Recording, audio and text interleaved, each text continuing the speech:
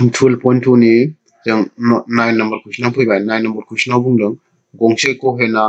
Bruce रुफानि थारजों 35 millimetre खाव गोनां बेंखन महराव बानायनाय जादों नैबे मोनसे गहेना ब्रुस बे सावगारियाव नुनाया बेयो माजों बानायनाय रुफानि थारजों बानायनाय जादों आरोखि बेनि खावा बेसेबां 35 मिलिमिटार डायामिटारा बेसेबां होनाय दङ डायामिटारा 35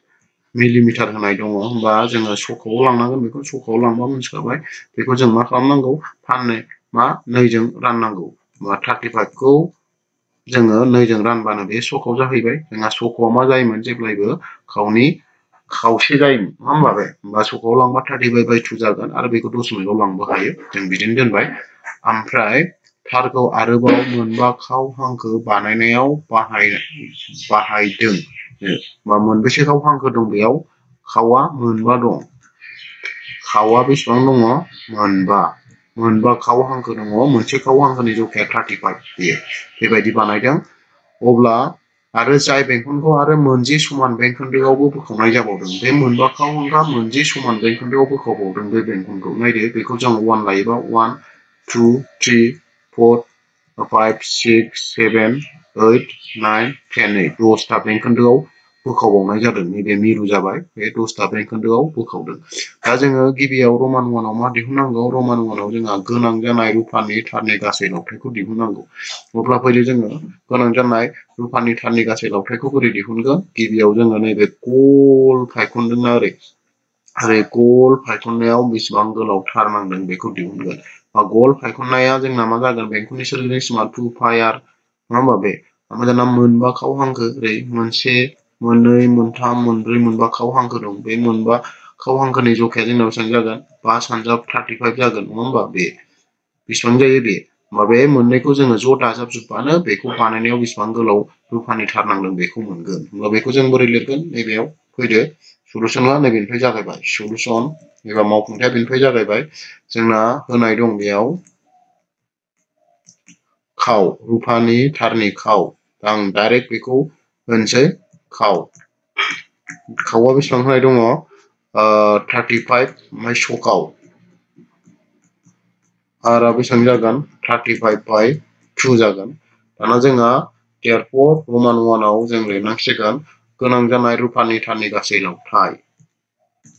लिरबाय जोङो रुफानि थारनि गासै लावथाय समान समान जोंना फर्मुला जागोन रुफानि गासै थारनि लावथायनि फर्मुलाया जोंना फार्स्टआव गल होदों नङा होमबा बे बेंखन होमबा 2 पाइ आर दाजाब मोनबा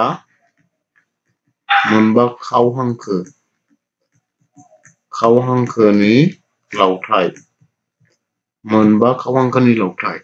दाना फैदो जोङो बेखौ बानायलांसै 2 पाइ आर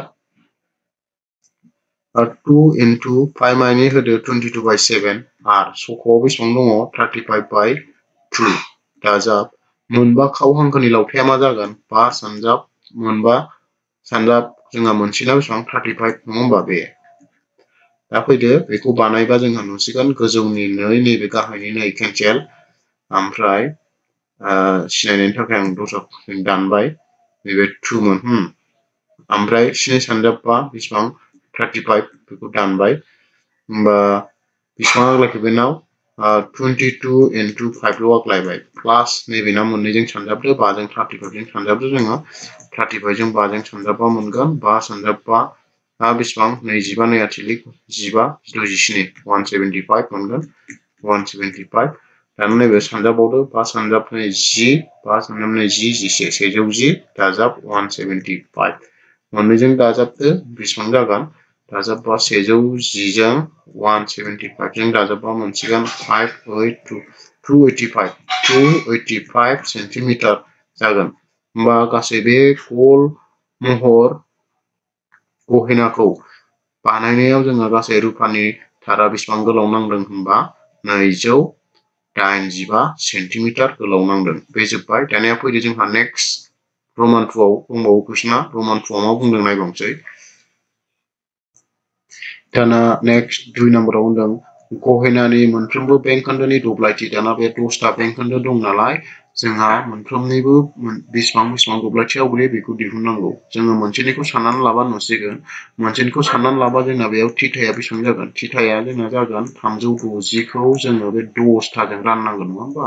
10था दं नालाय 10थाजों राननांगोन 10थाजों रानबा जों बेसेबां मोनगोन 36 डिग्री मोनगोन होमबा जोंना खनाया बेसेबां जायो मोनफ्रोमबो बे खोन्दोआव 36 जाजोबगोन नङा होमबा अब्ला जोङो मोनसेनिखौ दिहुनसै माबायदि जोङो गाहायाव रमान 2 बाय गहेनानि मोनफ्रोमबो बेंखोन्दोनि दब्लायथि समान समान फर्मुलाया जागोन बेयाव थीटा बाय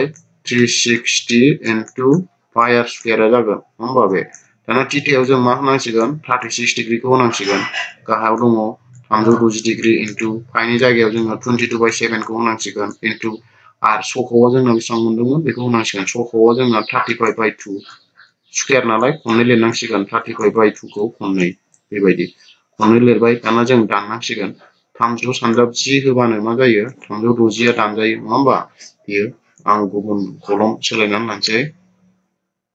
ना दानबावदो नै 7 सानजाब 5 होबा जागोन 7 सानजाब 5 होबानो मा जायो 35 जायो बे दानबाय ओमफ्राय 2 जोंबो 22आ दानजायो 2 सानजाब 11 होबा बेसेबां 22 बेयो दाना आरो दानजाबावगोन जोंना बेसेबां 5 सानजाब 2 होबा बेसेबां 5 सानजाब 2 होबा 10 गैला बेयो होमबा मा आग्लायबावसिगोन जोंहा नैबे दानजाबाय हा बेयो सरि बे दा मा आग्लायखो जोंहा गाहायाव आग्लायबाय जोंहा 2 सानजाब 2 गोजौआव आग्लायबाय बेसेबां 11 सानजाब 35 नङा होमबा बे दाना बेखौ जोंहा सानजाबा मोनसिगोन 11 जों 35 जों जों सानजाबनांसिगोन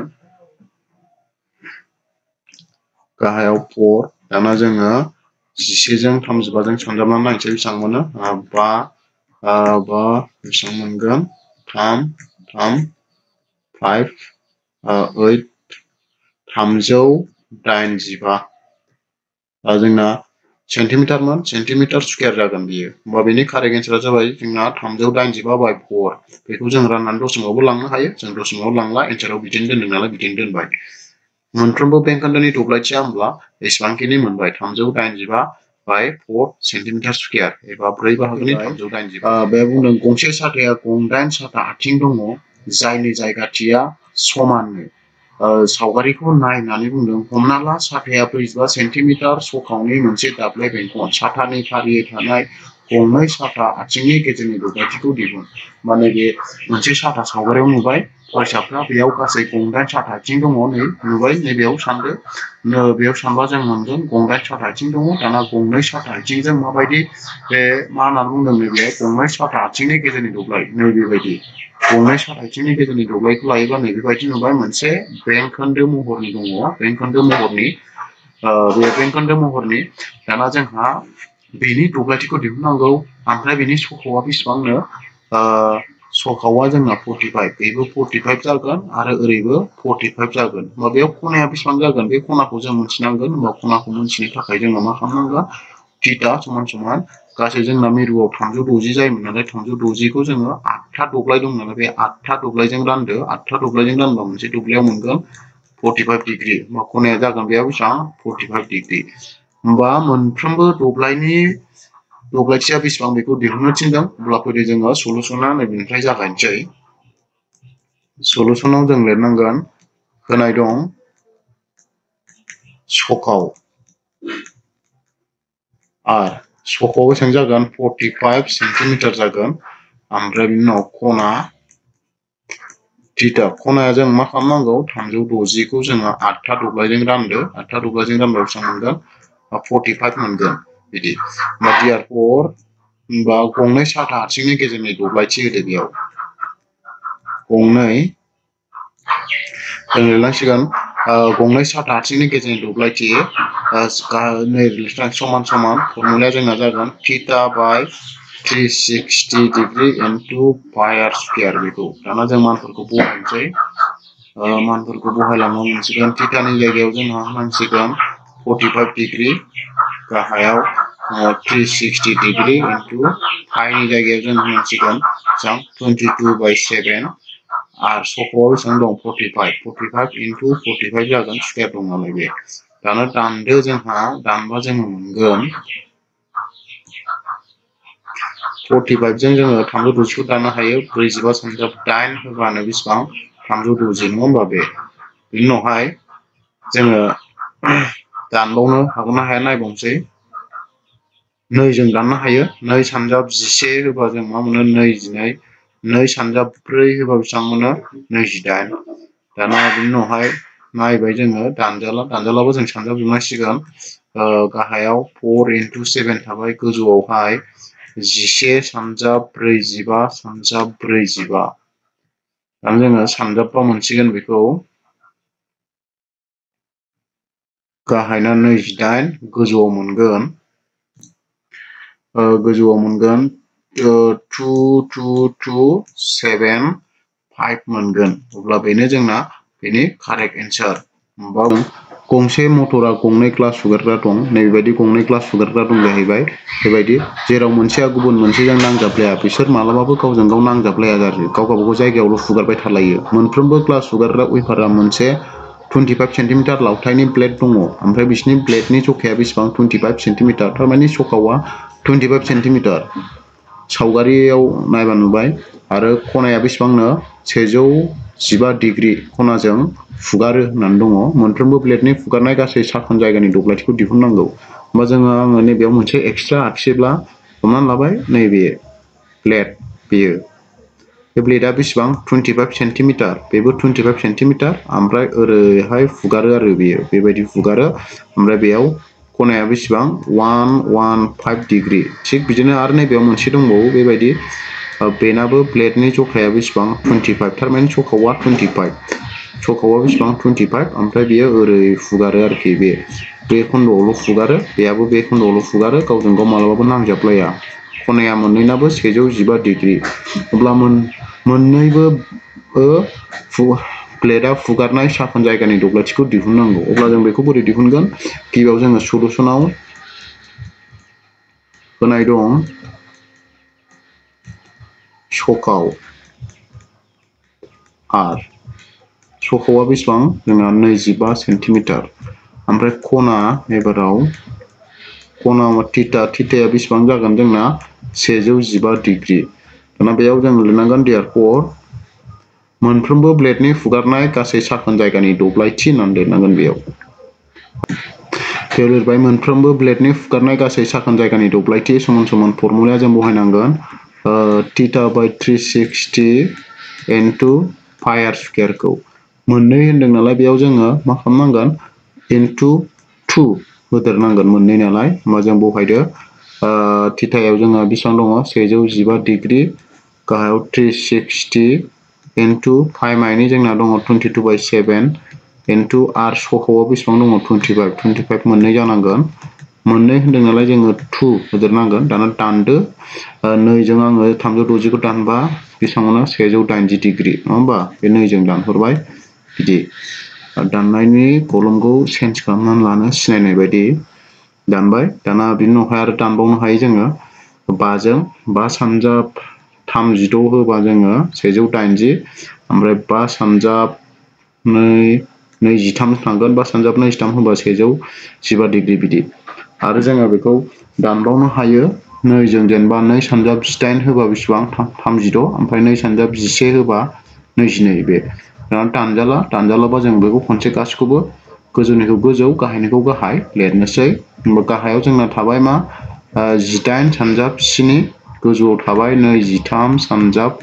11 सानजाब 25 सानजाब 25 दाना जों सानजाबलायबा मोनसिगोन बेयाव समान 18 जों 7 जों सानजाबदो जों बेसेबां मोनो 6 7 126 मोनगोन गाहायाव ओमफ्राय गोजौनिखौ सानजाबजोबा मोनगोन जोङो 158 125 बेयो जोङो सेन्टिमिटार स्कुवेर बे अब्ला जोङो बेनि कारेक्ट एन्सारा बेनो जाहैबाय गंनै ग्लास फुगारग्रा प्लेटनि गासै फुगारनाय दब्लायथिया बेसेबांखिनि होमबा बेनो बेनि कारेक्ट एन्सार नाम्बाराव दै सिङावनि अन्थाइनि थाखाय जाहाजखौ हुसियार खालामनो मोनसे सोरां न'आ गोजा गाबनि सोराङा 16.5 किल'मिटारनि जानथाय मोनसे 80 डिग्री खनानि बेंखोन्दोनि गोसारहोदों लैथो सायावनि दब्लायथि दिहुन जायनि जाहाजखौ हुसियार जाहोयो होमबा बेनि सावगारिया जोंना जागोन बेबायदि जेराव जोंहा बेयाव नैबे 16.5 किल'मिटारखौ जोङो सकाव हिसाबै लानांगोन बेयाव 16.5 किल'मिटारखौ जों बेयाव खालि जास्ट मोननैल' बुस्थुखौ नायनांगौ कुइसना जेसेबांखि गोलावानो जाया मानो जोङो आरआ बेसेबां आरो खनाया बेसेबां बे मोननैखौल' बासिनांगौ आरआ दङ जोंना बेयाव 16.5 ओमफ्राय खनाया दङ बेसेबां 80 डिग्री होमबा खनाया जोंना बेसेबां 80 डिग्री बे मोननैखौ मोनबानो जोङो नैबे बेंखोन्दोनि दब्लायथिखौ दिहुननो हासिगोन आरोखि जेराव मा होनना बुंदों जाहाजखौ हुसियार खालामो होननानै होमब्ला जोङो बे कुइसनखौ बांद्राय डिटेल्सआव थाङालासिनो जोङो जायखौ बिदों बेखौ दिहुननोसै होमबा सलुसनाव होनाय दं सकाव आर सकाव बेसेबां होनाय दङ जोंहा 16.5 किल'मिटार ओमफ्राय खना थिथाया बेसेबां होनाय दङ जोंना 80 डिग्री होनाय दङ होमबा देयारफर मा होननानै बुंदों एबाराव लैथो सायावनि दब्लायथि जाय जाहाजखौ हुसियार जाहोयो होमबा देयारफर जाहाजखौ दानिया जों लिरबाय जाहाजखौ हुसियार जाहोग्रा लैथो सायावनि बेंखोन्दोनि दब्लायथि समान समान फर्मुलाखौ जोङो लागायबाय थीटा बाय 360 इनटु पाइ स्कुयार दाना जोंहा बेयाव गोसोआव लानांगौ पाइनि जायगायाव जों मा होनो थिनदों 3.14 खौसो होनो थिनदों अब्ला जों फैदो बानायलांसै बेखौ थीटानि जायगायाव जोंना दङ खनाया 80 डिग्री गाहायाव दङ 360 डिग्री इनटु पाइनि जायगायाव जों होगोन 3.14 खौ इनटु सकावआव दङ जोंना 16.5 स्कुयार नालाय जोङो मोननै लिरबाय 16.5 16.5 दाना दानदो जोङो 80 आरो 36खौ जों दानलायनो हायो नैबे 0 केन्सेल दाननो हायो हाया होमबा हायो बिनि उनावहाय जोङो दानबावनोसै आङो 8 आरो 36खौ दानोबा 4जों 4 सानजाबनाय होबा 8 ओमफ्राय 4 सानजाब 9 होबा बेसेबां 36 बिदि दाननो हाबाय दाना बिनि उनावहाय नैबे 9जों आं 16.5 जों दानबावनो हायो बेखौ दानबा जोङो 3जों 3 सानजाब 3 9 ओमफ्राय 3 सानजाब 5.5 होबानो जों बे 16.5 खौ दाननो हायो बेनि उनाव आरो जोङो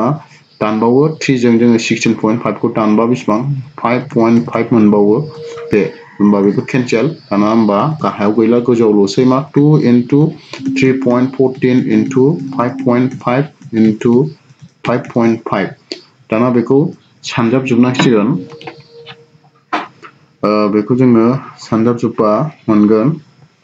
सानजाबजोबा 189.97 किल'मिटार स्कुयार बेयो बा बेनो बेनि दिहुननो गोनां एन्सार 30 नम्बर कुइसन बे एसे इम्पर्टेन्ट बेयाव होनदों कुइसना मोनसे दुलुर आरांगानि खोबग्राया मोनद' समान नक्सा दं नैबे जाबाय टेबोलनि खोबग्रा बेयो नक्साया जोंहा बेयाव मोनद' दङ नैबे मोनसे मोननै मोनथाम मोनब्रै मोनबा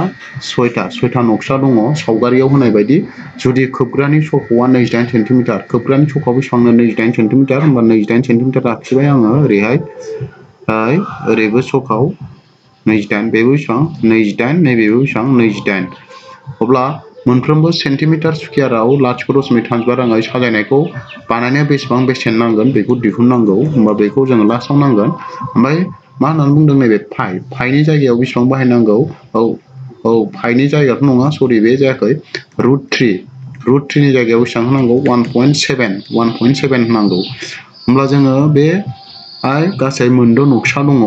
मोनसे नक्साखौ जों बेबायदि आखिबाय होमबा मोनफ्रोमबो नक्सायाव बेसेबां खना बानायो बेखौ जोङो मोनथिनाया एबा मोनथिनांगोन जोङो नैबेयाव बेसेबां खना जायो होमबा जों बेखौ बोरै बानायगोन गासै जोंना मिरुआव बेसेबां जायोमोन खनाया 360 ओमफ्राय बेयाव गासै 6था नक्सा दं नालाय जों 6जों रानदो 6जों रानबा बेसेबां मोनगोन 60 डिग्री मोनगोन बा मोनसेयाव जोंना बेसेबां 60 डिग्री खरै बेयाव सोमजिगोन आरोखि खनाया होमबा जोङो मोनद' नक्साखौबो आखिबा बेबायदि फोनांजाबनांगोन जोङो नै बेबायदि फोनांजाबनांगोन अब्लानो मोनद' नक्सा जागोन दा जोङो मोनसे नक्सानिखौ दिहुनसै होमबा बोरैहाय दिहुनगोन सलुसना नैबेनिफ्राय स्टार्ट सलुसन बेयाव जोङो सकाव नाय दङ जेनेबा नक्सानि सखाव लानोसै जोङो सखाव आर सखावा बेसेबां 28 सेन्टिमिटार ओमफ्राय खना थीटाखौ जों बोरै दिहुनगोन 360 खौ मोनद' नक्सानि एबा बेंखोन्दोजों रानोब्ला जोङो मोनगोन बेसेबां 64 मोनगोन मोनसेयाव बेबायदि होमबा देयारफर जों दिहुननांसिगोन मोनसे अब्ला जों दिहुननांसिगोन बेयाव मोनसे नक्सानि बेंखन खोन्दोनि दब्लायथि जोंना बेयाव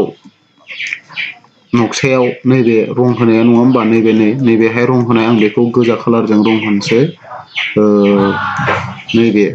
नैबे गोजा खालार रं होनाया जाहैबाय नक्सा बेनिखौ दिहुननांगौ जों बेखौ बोरै दिहुनगोन बेखौ दिहुननायनि फर्मुलाया जोंना गिबियाव मा जायोमोन बेंखोन्दोनि दब्लायथिखौ दिहुनना लानांगौ OAPB नि दब्लायथि बे दब्लायथिनिफ्राय जोङो आखान्थिथाम OAB नि दब्लायथिखौ जोंहा दानख'योमोन नङा होमबा बेयो खोथा जों नैबे मिरुखौ O हमबाय ओमफ्राय नैखौ जोङो A हमबाय नैखौ जोङो B हमबाय नैखौ जोङो मा हमबाय P हमबाय बेबायदि नङा होमबा दा बहायसिगोन जोङो फर्मुलाखौ बहायबा OAPB नि दब्लायथिनि फर्मुलाया जोंना जायोमोन θ/360 इनटु मा पाइ r स्कुयार दाना आखान्थिथामनि दब्लायथिया मा जागोन बेयाव जुदि खनाया जोंना 60 डिग्री मोनबायब्ला जों बेयाव जोङो 60 डिग्री मोनोब्ला सिगाङाव होननाय बायदि जोङो बेयाव गोरोब आखान्थिथाम √3/4 a स्कुयारखौ बाहायनो हायोमोन गोरोब आखान्थिथामनि दब्लायथिनि फर्मुला √3/4 a स्कुयार बेखौ होमबा जों बेखौ बाहायबाय दाना बहायनोसै जोंहा बेयाव 60 खौ होनांसिगोन थिथायाव गाहायाव 360 डिग्री इनटु पाइनि जायगायाव जोंहा बेयाव मा होनदों जेबो होनाखै नालाय जोङो बेयाव पाइनि जायगायाव जोङो बेखौनो 22 पाइआव जोङो बहायबाय 22/7 इनटु r सखावा जोंना बेसेबां दंमोन सखावाव जोंना 28 दंमोन मा 28 मोननै होनांसिगोन 28 इनटु 28 माइनास √3 नि जायगायाव जोंना 1.7 होनो थिनदों होबाय 4 इनटु आखान्थिनि जायगायाव जोङो माखौ होगोन सखावनि जखाखौनो 28 इनटु 28 खौनो दा जोङो दानोबा मोनगोन जोङो 60 नैबेखौ जोङो नैबे 0 जों 0 दानजाखायो जोङो नैबे 0 केन्सेल खालामनो हायो ओमफ्राय 6 आरो 30 दानबावनो हायो 6 सानजाब 6 30 नङा होमबा बे 6 होबानो नैबे 30आबो केन्सेल ओमफ्राय बिनि उनाव नैबे 7 सानजाब 4 होबा बेसेबां 7 सानजाब 4 होबा 28 केन्सेल ओमफ्राय जोङो 2 जों दाननो हाबावो 2 सानजाब 3 होबा 2 सानजाब 3 होबा 6 ओमफ्राय 2 सानजाब 11 होबा मा जायो 22 दानजाला ओमफ्राय नैबेनिया मा जागोन 4 जों 29खौ दानबा 4 सानजाब 7 मा जायो 4 सानजाब 7 28 मोनसे दानजाबाय मा आग्लायखो बेना 11 सानजाब 28 सानजाब 4 गाहायाव बेसेबां 3 माइनास नैबेना आग्लायबाय 1.7 इनटु 28 इनटु 7 नङा होमबा बे दाना जोङो बेखौ गोजौनिखौ सानजाबनानै 3 जों राननांसिगोन गोजौनिखौ सानजाबबा जों मोनगोन दा आङो गोजौनिखौ सानजाबजोबबा मोनगोन गोजौनिखौ सानजाबजोबबा 1 1 2 3 2 माइनास दाना बेनाबो बेखौ सानजाबजोबबा मोनगोन आङो 3 3 3.2 बेयो दाना बेखौ 3 जों रानबा आङो मोनगोन 3 जों रानबा राननायखौथ' दोनखागोन जोङो 4 10.66 मोनगोन माइनास नैबे 3.2 दा बेखौ जोङो दानख'नांसिगोन बेसेबां मोनो दा बेखौ जोङो दानख'बा मोनगोन जोङो मोनगोन बेयाव 77.46 मोनबाय जोङो जोंना जखाया सेन्टिमिटार ना मिटारमोन जखाया जोंना सेन्टिमिटार नालाय बेयाव सेन्टिमिटार स्कुयार होमबा मोनसे बेंखोन्दोनि बा मोनसे नक्सानि दब्लायथिया बेसेबांखिनि होमबा बेबायदिनो जोंना गासै मोनबेसे नक्सा दंमोनलाय मोनद' नक्सा दं होमबा बेखौ लिरना होनांसिगोन जोङो मोनद' नक्सायाव बेसेबां जायो बेबायदिनो होमबा बेबादियैनो मोनद' नक्सानि दब्लायथि बेबायदिनो मोनद' नक्सानि दब्लायथिया जागोन जोंहा 6 जों सानजाबावदो 6 इनटु 77.46 बा 6 जों सानजाबावबा जों मोनसिगोन 6 जों सानजाबावबा मोनसिगोन जोङो बेयाव 464.46 76 सेन्टिमिटार स्कुवेर बेबायदि मोनबाय जोङो मोनद' नक्सानि दब्लायथिया। दाना बेखौ बानायनो थाखाय जोंहा 10 बायदोंमोन नङा होमबा? 10नि खरसाखौबो दिहुनबावनांगौ। दानिया फैदो जोङो खरसाखौ दानिया फैबाय जोङो साजायनायखौ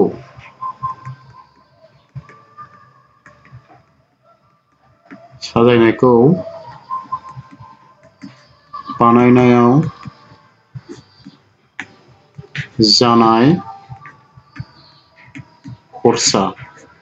समान साजायनायखौ बानायनायाव जोंना बेसेबां खरसा जादों 1 सेन्टिमिटार स्कुवेरावनो बेसेबां मोनलाय खरसाया नायफिननांसिगोन कुइसनाव नायनायाव नुबाय जोङो 1 सेन्टिमिटार स्कुवेराव बेसेबां खरसा जादों 1 सेन्टिमिटार स्कुवेराव जोंना 0.35 राङै खरसा जादों।